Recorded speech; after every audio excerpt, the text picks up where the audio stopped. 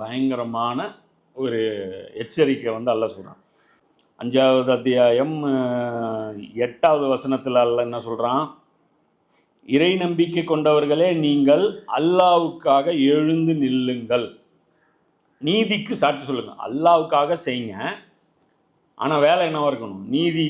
நீதினா என்னன்னு சாட்சி சொல்லக்கூடிய விதத்தில் இருக்கணுங்கிறான். அந்த இடத்துல என்ன சொல்கிறேன்? 4:35 இறை நம்பிக்கை கொண்டவர்களே நீதிக்காக எழுந்து நில்லுங்க. இப்போ இந்த இடத்துல அல்லாஹ்வுக்கு நில்லுங்கன்னா, இப்போ அப்படியே இங்கே உல்டா, நீதிக்காக எழுந்து நில்லுங்கள், அல்லாஹ்வுக்கு சாட்சி சொல்லுங்க. நீங்கள் நீதி நிலைநாட்டும் போது அல்லாஹ்வுக்கு சாட்சியாக அது அமையும் இப்படி சொல்கிறான். அந்த இடத்துல என்ன சொல்கிறான்? நீங்கள் அல்லாஹ்வுக்காக ஒரு வேலை செய்யும் போது அது நீதியாக அமையும் அப்படிங்கிறான். அப்போ அல்லாஹ் வேற நீதி வேற இல்லைன்னு அர்த்தம். நீங்கள் அல்லாஹ்வை மறுத்தாலும் சரி, நீதியை மறுத்தாலும் சரி, நீங்கள் காஃபிர் தான் மறுமையில்.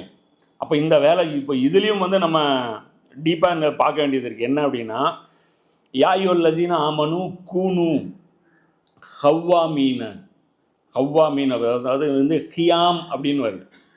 இது கரெக்டாக பார்த்தீங்கன்னா அங்கே நிலைநாட்டுங்கள் அந்த மாதிரியான வார்த்தைகள் பல்வேறு போடுறாங்க. எல்லாமே அடக்கம். இதில் நிலைநாட்டுறதும் அடக்கம்.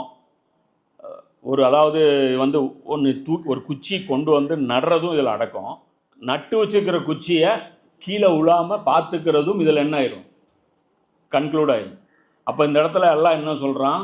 அதை நட்டு இருக்கிற மாதிரியே பார்த்து, அந்த தராசு நேராக இருக்கிற மாதிரியே பார்த்துக்குங்க, அதை மெயின்டைன் பண்ணுங்க.